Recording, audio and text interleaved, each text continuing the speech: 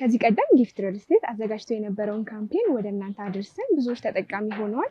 አሁንም በድጋሚ አዲስ ካምፔን አዘጋጅተዋል። በ5% ቅድመ ክፍያ የንግድ ሱቆችን እንዲሁም አፓርትመንቶችን እየሸጡ ይገኛሉ። ያረፉበትን የካሬ አማራጭ ዋጋውን ወደ እናንተ እያደረስ ቆይታ ማድረግ ይሆናል። እኔ ኤደን ነኝ። ቻናሉ ደግሞ አዲስ ገበያ ነው። ሰብስክራይብ ማድረግ እንዳይረሳ።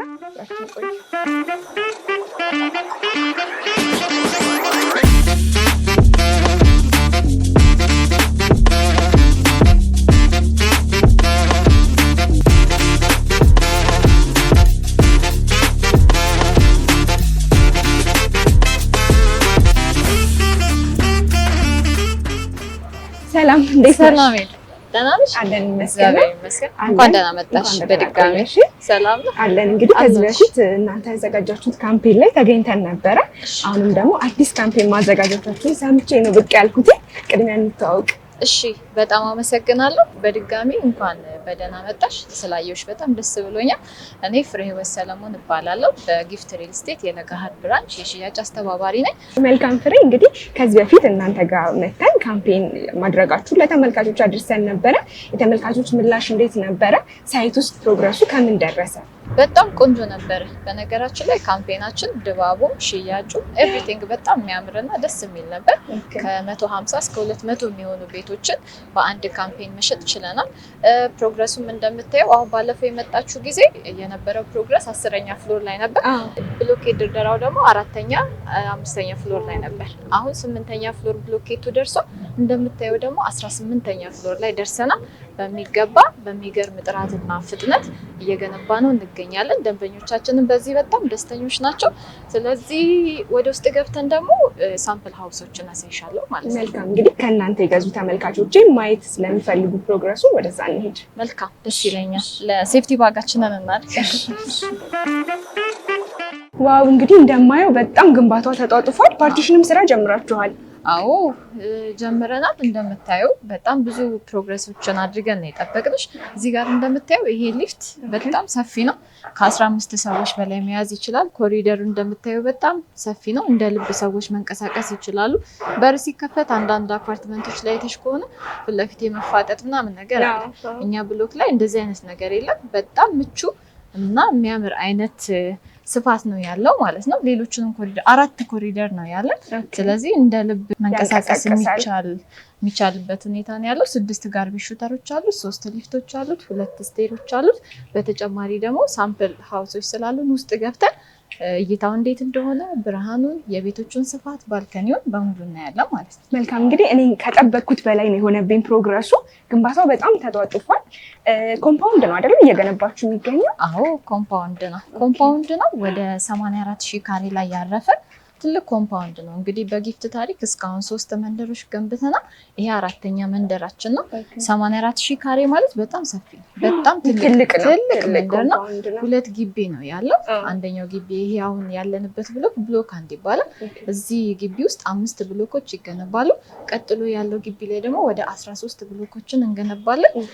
ከዛ ባሻገር ደግሞ የተለያዩ ነገሮችን ያሟላ ነው ሳይታችን ማለት ነው። ለምሳሌ አንድ ሰው ኮምፓውንድ ውስጥ ሲኖር የሚያስፈልጉት የተለያዩ ነገሮች ይኖራሉ። ላይክ ትምህርት ቤት፣ ሆስፒታል፣ የመዝናኛ ቦታ።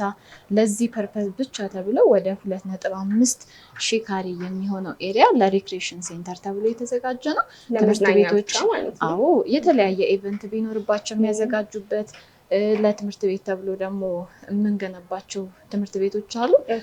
ሆስፒታል አለ። የቴብል ቴኒስ አለ።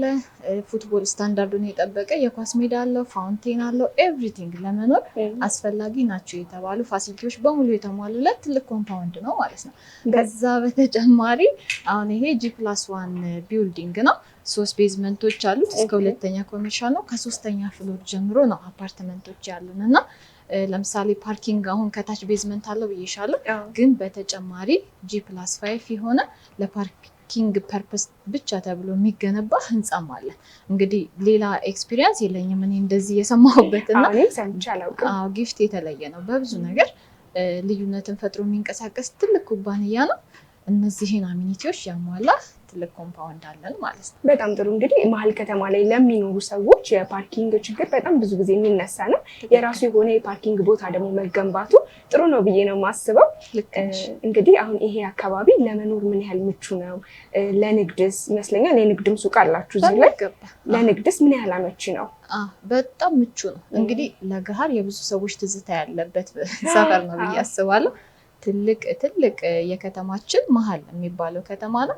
ስለዚህ ለገሃር ላይ ስትኖሪ ሁሉም ነገር የተሟላ ነው። ለምሳሌ አሁን እዚህ ጋር ቤት የሚገዛ ሰው ቪው በጣም የሚያምር እዚህ አካባቢ አሁን በብዛት የተገነቡ ትልልቅ የንግድ ማዕከሎችም አሉ፣ ህንፃዎች አሉ፣ ሆቴሎች አሉ። ፕላስ ደግሞ የአገራችን ላይ ያሉ የሚባሉ የባንኮች ትልልቅ ሄድ ኦፊሶች ያሉበት ኤሪያ ነው። ከዛ በተጨማሪ የምድር ባቡር ራሱ ያለው እዚሁ አጠገባችን ነው።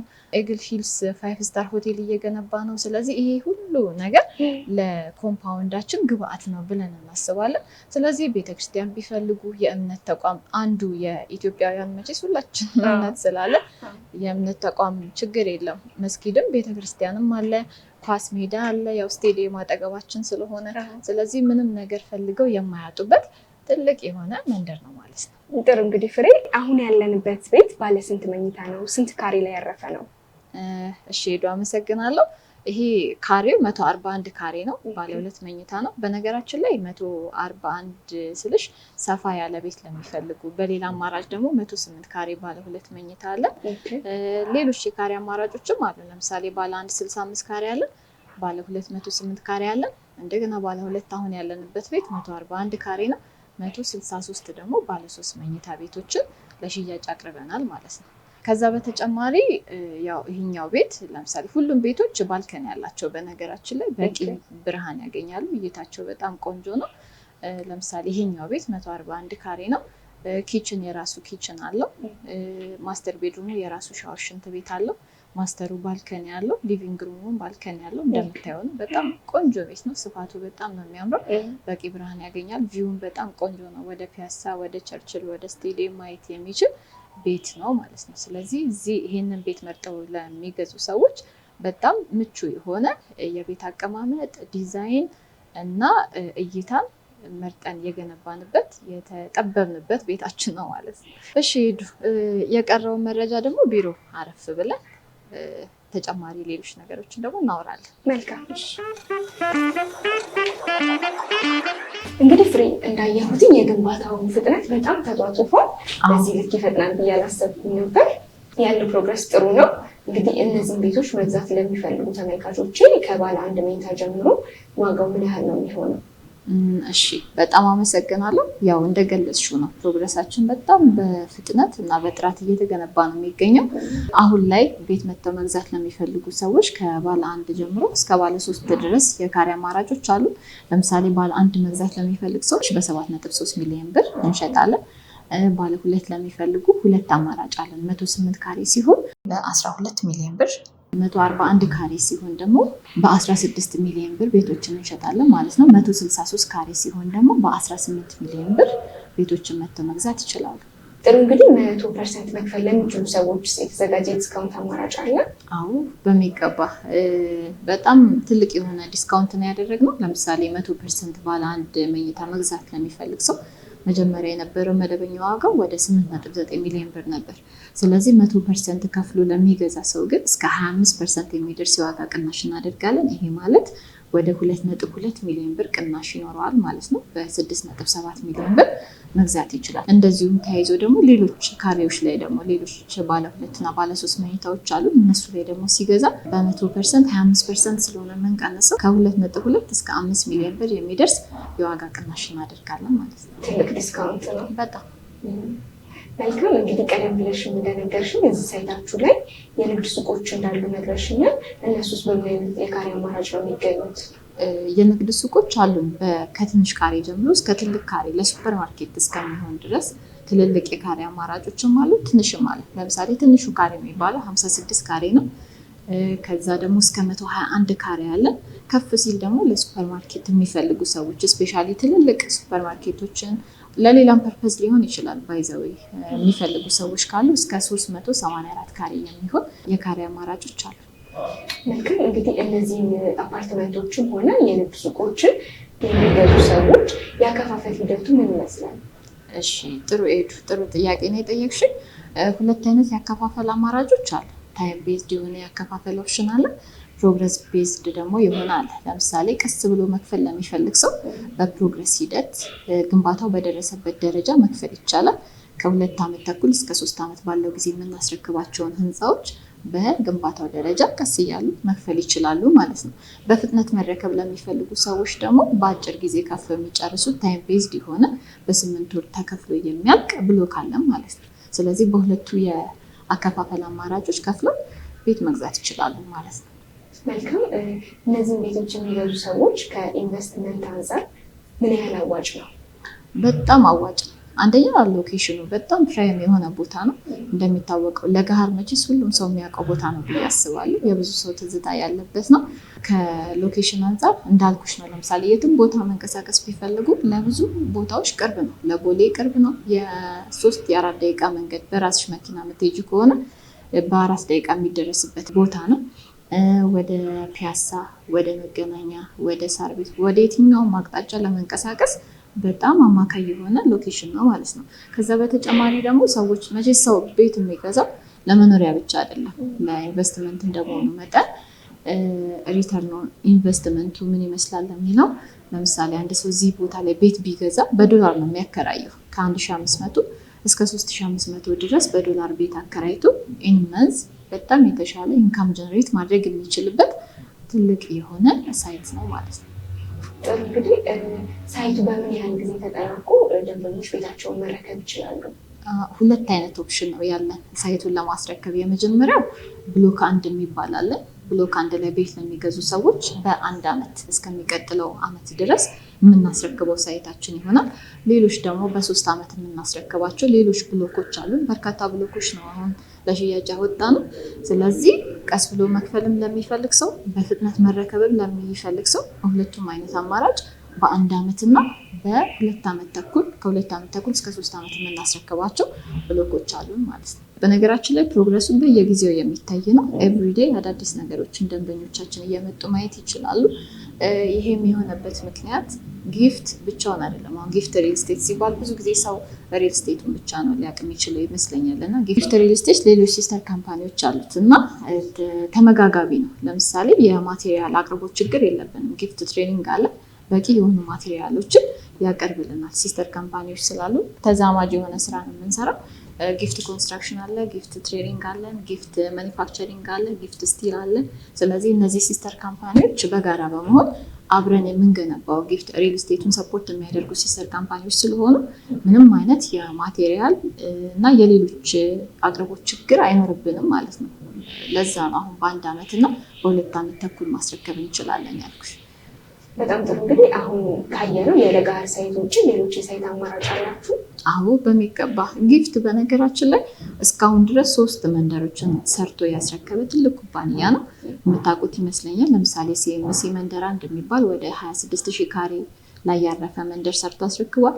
መንደር 2 የሚባል ስኩል ኦፍ ቱሞሮ ጀርባ መሪጋ ማለት ነው ወደ 90,000 የሚሆን ካሬ ሰርቶ አስረክቧል። ሀያት ፈረስ ቤት ፊት ለፊት ደግሞ ወደ 56,000 ካሬ ላይ ያረፈ ትልቅ መንደር ሰርቶ አስረክቧል። ይሄ ማለት አፓርትመንቶችን፣ ቪላ ቤቶችን፣ ታውን ሃውሶችን፣ ሮ ሃውሶችን፣ የተለያዩ አይነት የቤት አማራጮችን ሰርቶ ያስረከበ ትልቅ ኩባንያ ነው። በተጨማሪ ደግሞ ሌሎች አሁን ሲንግል አፓርትመንቶችን ለሚፈልጉ ኦር ሲንግል ቢልዲንጎችን ለሚፈልጉ ሰዎች የተለያዩ ቦታዎች ላይ ላይክ ተክለ ሃይማኖት እንግዲህ ትልቅ የገበያ ስፍራ መሆኑ ይታወቃል። የንግድ ሱቅ ለሚፈልጉ ሰዎች በ4 ሚሊዮን ብር እዛ ሱቆችን እየሸጥን ነው። 19 ካሬ ማለት ነው።